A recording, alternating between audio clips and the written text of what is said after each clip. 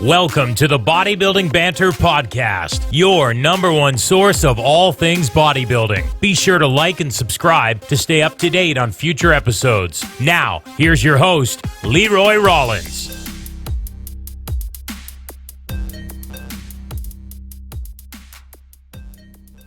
All right, people, welcome to the Bodybuilding Banter Podcast. I am here with the bantamweight bodybuilding natural world champion, Bret Freeman. Introduce yourself, my man. Tell people what you're all about. We'll get into it. My name is Bret Freeman. I'm 30 years old, WNBF pro. I won my pro card 2 years ago at the Natural Mania. Nice. Then I went on to debut at the, I think it was a U.S. Pro Cup like a month later. Debuted at Worlds since that qualified me, and I ended up winning the lightweight class in 2017. Yeah, that's what I thought. You were different classes. They didn't have the cutoff then. Oh, okay. So we had 20 pros up on stage for the lightweight class. So it was a hell of a class. Yeah, that's hefty. Yeah. So go from the start. What got you into bodybuilding? What was your drawing factor? Oh man, so go way back. Actually, you want me to go in? Like you want me to whole all of it? So I have a background of I played football. I ran track and field, and then I think it was 8th grade or it was 9th grade. I ended up gaining a crap ton of weight. Oh, okay. Which kind of trickled into me starting to research how to lift weights, how to eat healthy. Sure. And then I moved a lot during my teenage years, so I went to 5 different high schools. Oh shit. Ended up getting picked on to the point where I'm like, you know what, I had enough of this, so I started researching yet again, how to lift, started incorporating that. Yep. Ended up stumbling on the bodybuilding.com forums back in like 2008. Classic. Started, messing around with powerlifting, just, free bar squatting, deadlifting. Sure. Then I ended up getting a message from Father Flex, which was Alberto Nunez. Way back when. Father Flex, that's cool. Because I was at I think this was 2009. I had no idea about natural bodybuilding. I was going to my local gym and I saw a poster up. I'm like, oh, there's a bodybuilding contest like 4 or 5 months away. Cool. I went on the forum, started posting about it. That's when Alberto ended up contacting me, right. And he asked to prep me. He had never, contest prepped anybody before, so I was his first client that he really ever had. Right. So I had no idea what I was getting involved with. So we ended up dieting, sending emails back and forth, pictures, weekly check-ins. I ended up competing. It was April 2009. I ended up winning my bantamweight class, the teens open, and then I lost in the overall for the pro card. Returned to competing in 2011. Now, was that first show INBF?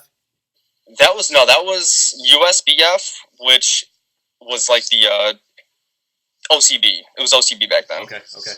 Yeah.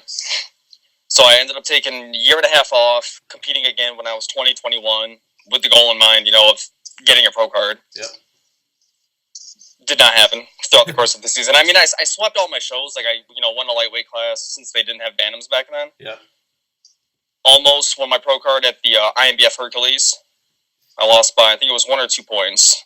Yeah. And that was a super pro qualifier, so if you won your class, you ended up winning your pro card. Gotcha. Yeah, then my father actually passed away during that year. Should have shut the prep down, but I didn't. Right. Kind of like use that internal drive to extend the season. Yeah. Then it took 6 years off. Yeah, like you completely went AWOL. You were gone. Yeah, I was mentally burnt out. Which, just mentally and physically burnt out. Yeah. So, in that 6 years, was bodybuilding on your radar at all, or did you cold, I'm out of here? I kind of took that. Honestly, no. I reassessed life purpose. Sure. To be honest with you, yeah. I started working a lot more. I tried to go back to school, which kind of failed, to be honest. Mm-hmm. And then I got we're being honest, right? So I got pretty heavy in the drinking. I started getting depressed. Yeah. Hated how I looked. Then I started going back to the gym again and kind of like reassessing if I could ever compete again. Gotcha. Kind of caught that momentum towards like 2016, 2017. What actually flipped the switch was I got into a really, really bad car accident. Oh, okay. I wasn't driving or anything, but the car was totaled. It was a huge life changer. Yeah. Kind of woke my ass up. Totally. And then from then on, I started making the gym and just eating more routine and habitual. And that kind of trickled into the 2017 contest prep. I had no like aspirations or desires to compete again. Right. Because, I mean, the sport of natural bodybuilding has gotten, the level is increased so much. Like, it's insane. Like, you're seeing amateurs showing up with striated glutes. Oh, it's a normal thing. Like, nowadays, it's insane. I don't know. Yeah. Something in the water nowadays, right? People got it. Yeah, especially the UK, and the guys over there are a different breed. There's like I'm in communications with a lot of the guys over there regularly. Yeah. And I don't know what it is. Like up here in Canada, like natural bodybuilding is not that cool. And so that's like why I reach out to the guys like, you know, in the States or in the UK, because like I'm kind of a minority up here, and it's just like to see what they can accomplish. Like it's just wild. No, it's incredible to say the least. It used to be like that in the States, but I feel like with Instagram and social media in general, it's more for the likes almost, as opposed to competing. Yeah, and like the thing with like in Canada, for example, like the thought of the sponsorships and the fame out of bodybuilding is more attractive than, you know, like a WNBF pro card or a world title in that realm. So that's where, you know, a lot of the mentality is up here. And, you know, that's where I just kind of stand on the side and I'm like, well, I'll drive down to New York and compete. That's fine. Yep. Right? It didn't used to be that way either. It used to be like if you won your pro card, that would increase your, you know, sponsorship prospects, but it's not that way anymore, unfortunately. Yeah, so like at your level, have you gotten any traction on anything like that? Like obviously, like you're on the upper echelon, right? So yeah. Honestly, in the beginning, yes. When I was a teen, I almost had a deal come through with Muscle Tech. Oh wow! But that didn't you know, transpire. Yep. When I had Natty Talk Radio, we were sponsored, but that was mainly for the podcast. Sure. And then prior to De Novo Nutrition being, you know, who they are today, I was a sponsored athlete from by Ben Escrow. Mm-hmm. But aside from that, nobody's reached out. Yeah. I mean, it's mainly because I don't market or brand myself. I've kind of like come to terms with the fact that my Instagram page it's more about the athlete. Yeah. As opposed to selling constantly yourself. Spamming, you know, shirtless pictures and fitness-related content. No one likes the hoodied chest presses, do they? They like the shirtless deadlifts. They don't know, and I've had people be like, well, if like you post like some workout videos of you, you know, shredded, actually lifting, maybe it would market you more. And I'm like, well, it's not really me. Yeah.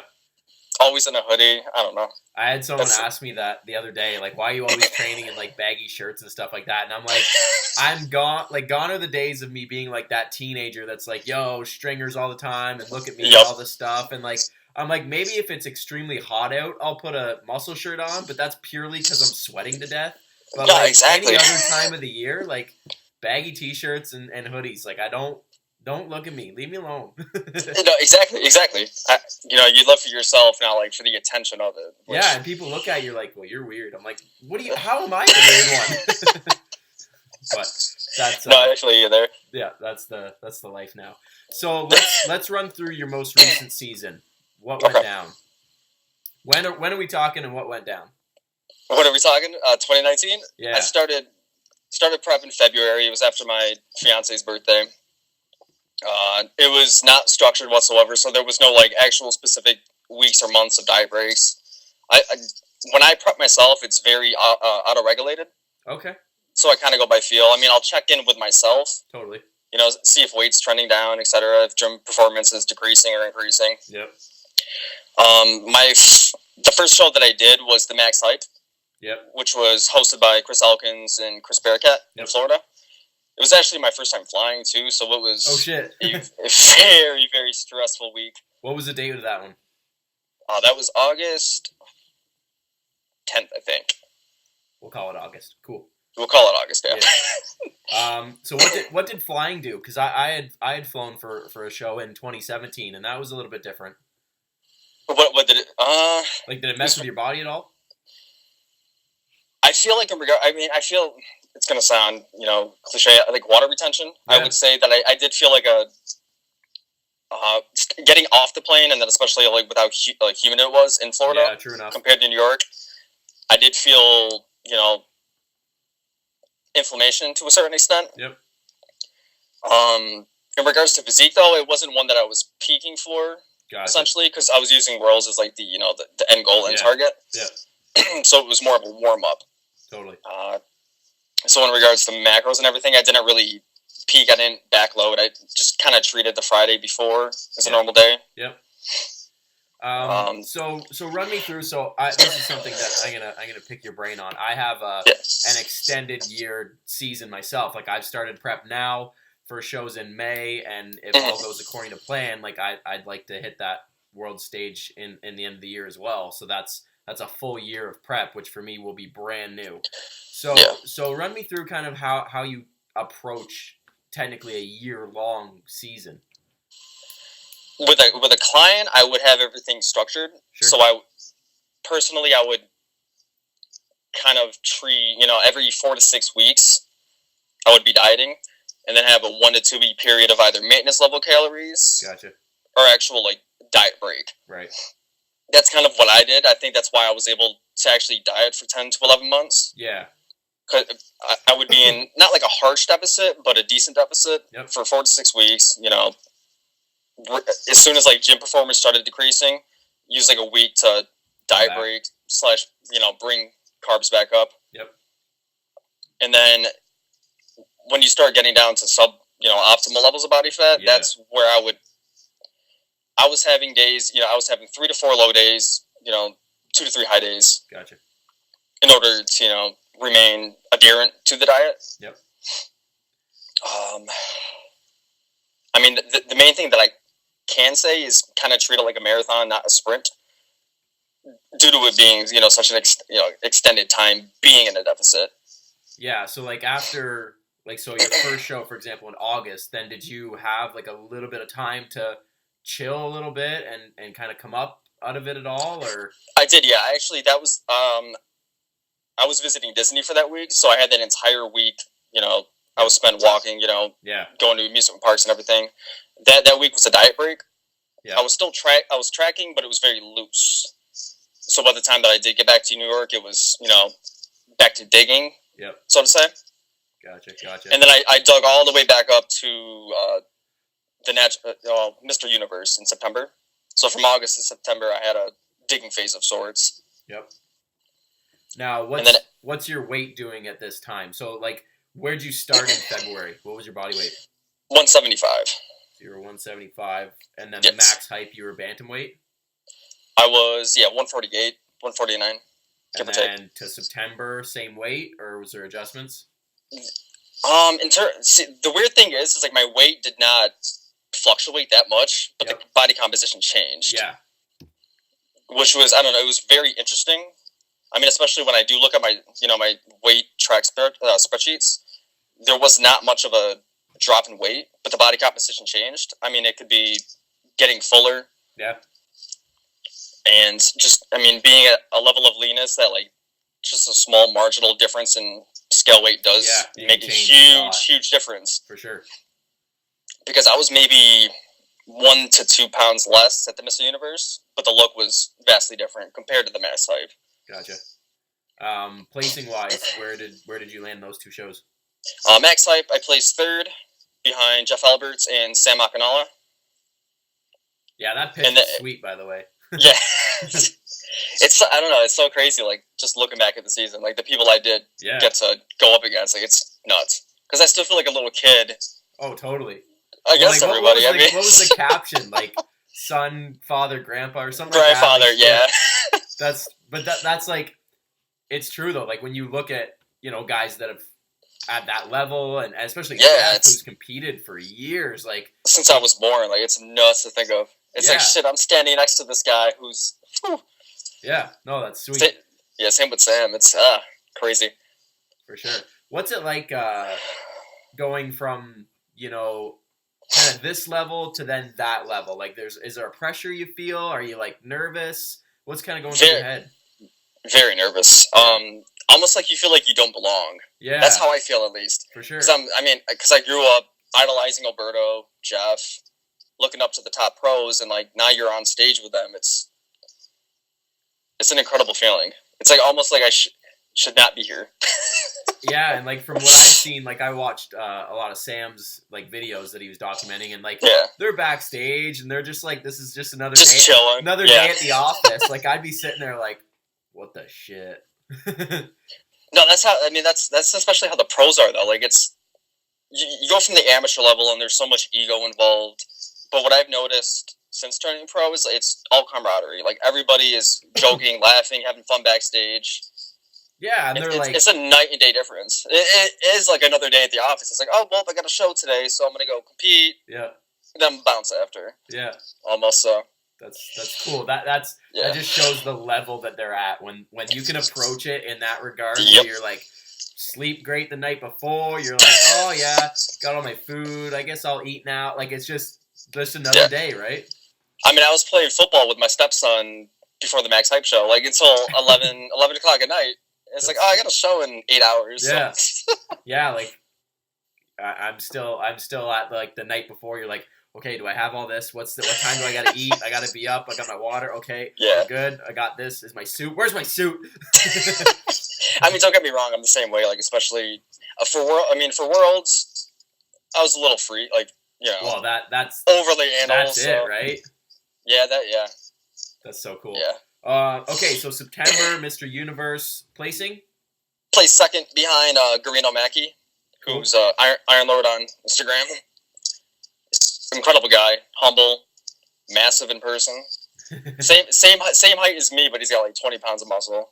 It's wild. Nuts. Yeah, it's crazy. Them damn genetics. Yeah, legit. Okay, so then September, we're Mr. Universe. Then what? Is that it, or? I was debating wrapping it up then because I almost thought like I reached my limit in regards to like leanness. Right. But then I started running into decision fatigue in regards to prepping myself. Okay. So I debated extending the season. I mean, I already received my qualification for Worlds. So I ended up contacting Cliff Wilson. Boom. And and I have not. He's the only coach that I've worked with besides Alberto. Yeah. So I was a little hesitant, like handing the keys over to him. Sure. But phenomenal guy. We had chatted in the past about working together, but it just our schedules never aligned. Right. So I ended up hiring him on a whim, almost. I'm like, because I could not make the executive decision to go there in a sense, like to slash calories. And I mean, when you do get down to crazy levels of leanness, like your decision making is really not on point. Yeah. So run me through kind of where coming out of the show in September, where's calories, where's cardio, where's kind of all that sitting? Cardio was at 4 days a week. It was 30 minutes list in the morning. And then I was also hitting around 10,000 steps from work. Right. My calories were actually pretty high. That was the main reason why I had, lists as frequent as I did. Yep. Calories were around 2,800. Oh, wow. Yeah, pretty high. I mean, I thought I was going to, flatten out, get too stringy, lose muscle, so I was keeping calories high with cardio output relatively decent. Yep. Cliff ended up making a huge adjustment. He's like, you're going to be afraid. You've probably never seen your calories this low, but, I'm so kind of trust me. excited to hear this right now. So I have never dieted on sub 200 grams of carbs, even during like my digging phases. Really? Yeah. Lucky you. Yeah, until Cliff dropped him down to 140. There it is. Yeah. I mean, he brought cardio down to 2 times per week. Yeah. Steps were still, around 10,000 or whatever I averaged. So he brought my fat to, I think it was 57 grams, carbs to 140, protein to around 220. I think it was around 1,900 to 2,000 calories, which again is the lowest I have ever been on. Well, from 28 to even say 28 to 19, like that's 1,000 calories basically. Yeah, it was a massive drop. Even in regards to like what I would eat, everything had to get restructured because I was more carb heavy emphasis. Yeah. So I ended up resorting to actually kind of like the bro type of eating. Yeah, so that's something too. While we're on the topic, what's your approach to nutrition when it comes to meal prep, macros? What do you prefer? What do you like? It changed drastically after working with Cliff, to be honest with you. It kind of opened my eyes to like a new way of structuring eating, because I have always been, if it fits your macros. Okay. No structure, super flexible, kind of make sure you get protein in every 3 to 4 hours. But when working with Cliff, I'm like, oh shit, like I really need to sit down and meal plan. Okay. Or I'm going to end up, being hungry at the end of the night. Sure. Especially on that amount of calories. Yeah. So what I ended up doing was limiting my food sources, also for, visual feedback. So, the pictures were looking more consistent. Weight trends were more consistent. Yeah, there's less variables to control when you do that, right? Yeah, definitely. So the main food sources that I did end up using were entirely different from what I was eating granola bars. How many Pop-Tarts did you have in this prep?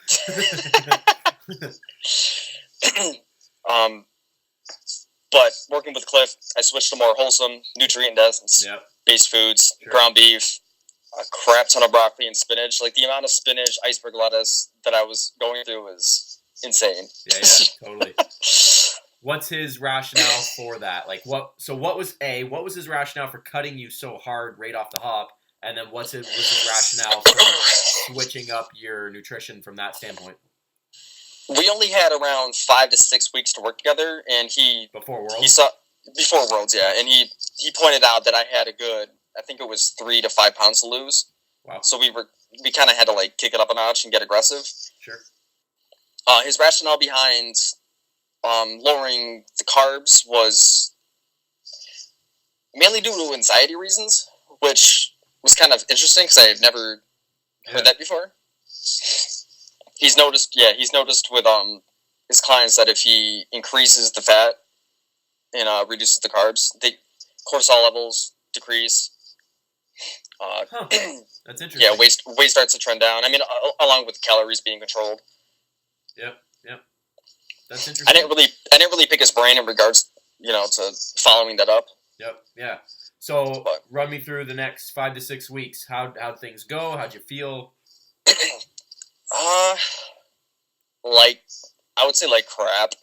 Yeah, that's the thing. Like for how lean you probably were in September is probably a lot leaner than the average Joe is gonna see from a competitor standpoint, right? Like obviously, you're leaner than normal people, but then even from competitors, right? Like you were already so peeled. And what was your thought when he was like, "Yeah, we probably got 5-6 pounds left"? Were you like, "Huh?" Or were you like, "Yeah, maybe"? I'm like, yeah, no, I'm like, I can see it, but I'm like, shit, like really 3 to 4, like that's a lot. Yeah. Especially on somebody that's like 5'6", and I'm 147, 148 as is. I'm like, because that's the lowest my weight. Even it was even lower than my 2009 stage weight. Wow. Which it was nerve wracking at first, but I'm like, you know what, you gotta do what you gotta do almost at that point. So. Coming from him as well, you're like, okay, this isn't coming from Joe Blow. This is exactly. Wilson, for God's sakes. Inside my head, I'm like, I would have never been like, oh yeah, I have 3 to 6 pounds to lose. But coming from Cliff, who has gotten so many people that shredded before, I'm like, he knows. Yeah. I did have fear and like worries of losing muscle, but at that point, I'm like, to hell with it. So let's go for it. So Worlds comes around. How's that go down? Friday, Saturday, what's going on? So due to it being like the biggest Worlds ever, I had to travel down a day earlier, I mean, again, everything was kind of all chaos. Yeah. So I had to travel down Thursday night because they were unable to schedule my polygraph on Friday. So we ended up having to take our stepson out of school. We had to travel down that night. Yep. It was a very, very long Friday. So the polygraph ended up, they had me scheduled at 9 a.m., but they ended up getting me in until around noon. Oh, wow. So that was pretty stressful. Yeah, that was pretty stressful. They had 3 classes at first, so they had lightweights, middles, and heavies. Right. So they were not going to do a Bantams class, which kind of upset because we had 10-plus Bantams competing there. Oh, wow. Yeah, so, I mean, thankfully the WNBF actually opened up another class, or else we would have had a repeat of 2017 where there was 20-plus people on stage. What was the rationale for not having the class? They didn't think they would have enough competitors. And and since it was their rules, like we already have 3 classes, we're going to stick to those. Yeah. So it's a good thing they actually did. Yep. Friday night before was actually probably the most stress-free I've ever been in regards to a show, which was nice. I think it was in due part to having Cliff kind of there as like the overseer, because in 2017 it was all winged. Yeah. Because it was, I mean, I was self-coaching myself. Totally. Was he there in person or? He was not there in person, but he was very, very responsive in regards to emails, text. He was, calling me after sending him check-in pictures. Yep. Kind of instructing me what to do next. Sure. The day of the show, as you know, shows are hectic the day of. No bodybuilding shows ever on time. They were actually on time, though, which was a first, because they normally never are. But in regards to like how long the show was, it was they needed to make it a 2-day format, which hopefully they do next year. Right. I mean, 300+ competitors on one day. It was a long day. Yeah, we've had a few like this past summer was like the Canadian Pro Qualifier or something like that, and I think there were 350. Like I think the bikini girls were finishing stage at 2 a.m. Really? Jesus. Yeah, and they gotta be up getting hair and makeup at like 4 a.m. Holy shit. Yeah, I agree with you. Like, and I think that was a 2-day because I think they did like classic and stuff the day before because there were so many competitors. Like, it's ridiculous. Gotcha. That's insane. No, I mean, I've always agreed to like the straight through format where it's like if you have the pros up in the morning, go through prejudging, bring them out for posing routines, then do awards right after. Yep. Then you get them out. Then you do the amateur class and continue on. I mean, because you got to factor in like family, friends that are coming to the shows. Like, they don't want to be there for 16+ hours. No, I agree. That was the one thing that I noticed in the States when I did the INBF show this year is that they did like they did the guys in the morning and then the women in the afternoon, which was nice because, like you said, like if someone's like up here, for example, we have prejudging in the morning. Say that finishes up at like 1, then finals start at 5, which could go till 8 or 9. And like you said, you got family there. They're there from 9 a.m. till 9 at night, and it's just like it's long. And between prejudging finals, you're kind of just waiting, and it's just that's what it is. It's a waiting game. It could be arranged better for sure. Yeah. Oh yeah. So after Worlds, you win the bantamweight. You fight for the overall. How's that all going through your head? I'm a little child up against all these other people. That was quite the overall. Like it was one hell of an overall. It was it's insane. I felt tiny. I mean, it pointed out so many like glaring weaknesses in my own physique. I'm like, okay, I got to work on that, and that. What jumped in your head? Like, what's top 2? Well, I mean, arms, upper body in general. Right.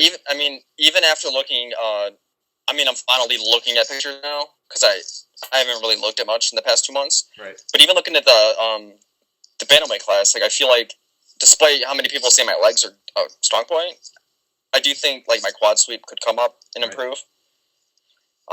Shoulders, arms in general, chest. Try to like max out the bantamweight frame because I don't know if I'll ever become a lightweight just due to my structure. Sure. But just small improvements. Totally. So what's game plan now? So we're 2020. Are you eyeing up competing again anytime within the next year or 2 years? No. I'm getting married in May. Nice, congrats. We're gonna be thank you. We're gonna be planning for a kid right afterwards. So I'm looking at about 4 years, like bare minimum. That's good though, because like you'll make progress, right? That's the thing. That's 4 years, it will be good change. Yeah. Versus like, I mean, because as I've said on Instagram, like I spun my wheels quite a bit from like 2011 to 19. Yep. Because I spent so many years dieting, like in a deficit, not actually progressing. Yeah. And I kind of look back and I wonder, like, what if I had, strung together like 6 years of consistent progress versus, off season for 2 years, diet for a year. Yeah. Off season for 2. It's hard, when the result that you're after, you have to do a lot of suffering and like kind of potentially undoing things to get to that stage, and then you're like, all right, I need to do so much more work, which is now going to take so much time, right? Like so much longer. Yeah, it's such an investment.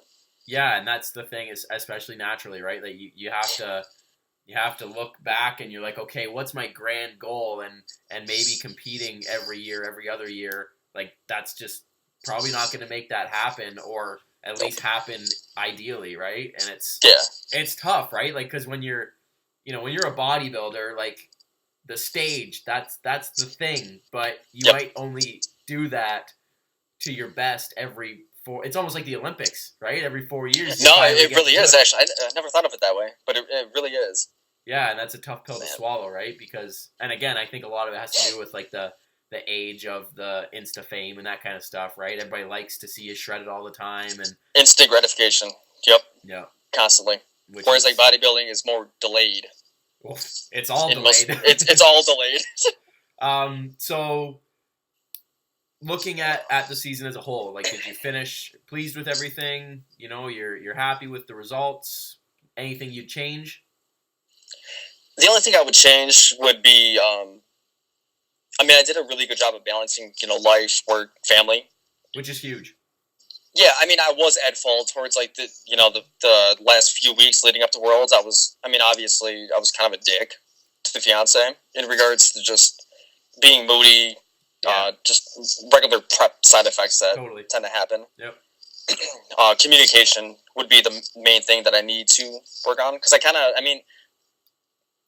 at the level of leanness I was at, I was kind of removing myself.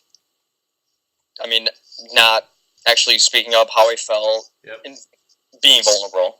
That's health-wise at that level. Any issues? Sleep was actually the only thing that I just could not figure out. And that's huge. Until you have extended periods of no sleep, or like shitty sleep, we'll call it. You don't realize how much sleep makes an impact, right? Like that was one thing too that this past season I would say I put a lot of effort in, was trying to sleep better, and I noticed it. Right, you can feel. Oh, you do, sleep. Yeah. Just everything. But no, it really is. I'm finally realizing it now, because it took about, I think it was everything, libido. My energy kind of fluctuated. Sure. I was always in a good mood, but it was sleep being like the only thing throughout prep that I just could not.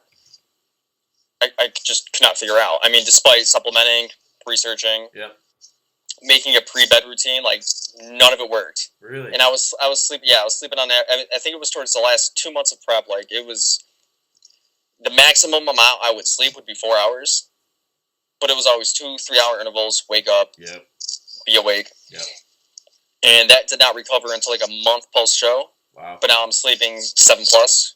Yep. Which it's a world of difference. Yeah, it's like going from like eating shit all the time to like cleaning up your diet. Like from sleep to like no sleep, it wrecks you. It really does. No, it really does. I'm like, and I was like lying to myself during prep. I'm like, yeah, I can get away with 2 to 3 hours of sleep. I'm Superman. Nah. Well, and that was my problem. That was my problem when I was like, competing and stuff like that, and like, trying to, and I think a lot of it was like who I followed, right? Like, Gary V, for example, spoke about that, and now he's going back on it and being like, no, that's not what I meant. Like, you can work a lot, but you need to also take care of your shit. I was like, Yep. stay up, get up early, I'll get my cardio done, and like all this stuff. But then like you're just burning the candle, and then eventually like shit's gonna start falling apart, right? You're like getting hurt at the gym, and you're not recovering, and your meals and your appetite's all screwed up, and you're an asshole. I mean, it did work great for productivity. I'm like, yes, like I can be productive as hell. Like I'm barely sleeping, so I'm a workaholic myself. Yep. But no, it's just not. It's not sustainable. It's funny how all of us bodybuilders seem to go through the same shit in some form or another, right? Like we all have the workaholic. Like as soon as you said workaholic, like that's me. That's a lot of guys that I talk to. A lot of guys on this podcast have said that. Like we have that mentality, but then eventually we all kind of realize that there's a happy medium that we should probably try to go for. Yep. Need to balance. It's moderation and balance. As cliche as that sounds, like it's. Yeah, no, it is. All right, man. I want to wrap this up with just a couple pieces of advice you'd share to people getting into this whole bodybuilding thing, younger athletes, especially with your journey. I think it's something that was super cool for me to kind of pick your brain on and all that stuff from where you started, what you went through to where you are now. Give a couple tidbits to the 18-year-old looking to get into the lifting game. One piece of advice, the stage will always be there. And I would build a foundation before, cashing in on instant gratification. Yep. For sure. Anything in regards to like training and stuff at the beginning, like focuses and that kind of stuff? I would recommend that they master the barbell, focus on the basics, get really, really strong, strong as shit. Get strong as shit. Put on some actual muscle before messing around with all, the isolation exercises. I mean, don't neglect body parts, but focus on improving the big three and just building the house. Yeah, that's huge, and I agree. Like I have a lot of people right now that I'm working with and see at the gym, and they're doing all this fancy stuff, and I'm like, get good at bench, squat, deadlift, overhead press, throw in a barbell curl and a skull crusher, and you'll probably get pretty big. Bingo. Focus on progressive overload. Yep. Don't go after the sexy, fancy BS. And yeah. I mean, it's simple as that, honestly. For sure. What now? Last question. 4 years. What are you gonna focus on? Obviously, you got family stuff going on and some life goals to have. What are you gonna keep going in the gym? Like, what's gonna keep you kind of trudging forward in this bodybuilding world? Oh man. Like, do you have numbers you're thinking would be kind of cool to hit in the next 2 to 3 years? In regards to like squat, bench, and dead, or yeah, just like what's gonna keep you kind of moving forward? The thought of going on stage against Brian Whitaker, which is kind of it's one of my that's one of my goals. Same with going against Alberto Nunez. That's cool. Aside from that, I would like to return to form in regards to strength numbers. Yep. So maybe return to powerlifting.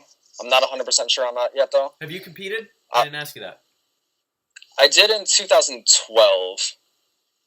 I squatted 475, deadlifted 500, benched 280. Yeah.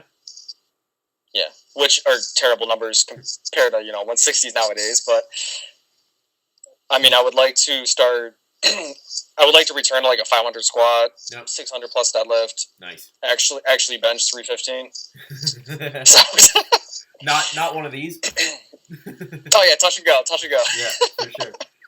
No, that's cool, man. Because I think people, in the off season, which that's technically what you'll be in, kind of get lost and they lose that drive and passion. And I think, for myself, one off season I did a meet. I needed something to keep me going, right? And it keeps that competitive edge. Yeah, it kept me going, and I was able to do my accessory stuff, which was bodybuilding, and then just kind of creep the numbers up, hit some PRs, and I had fun with it, and I made progress. I got strong, and I grew, right? And I think that's the physique usually follows. Yeah.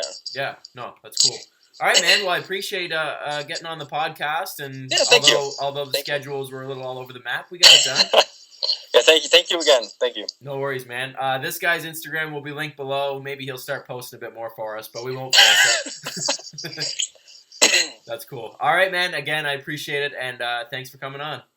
Thank you for having me, man. Have a good rest of your day.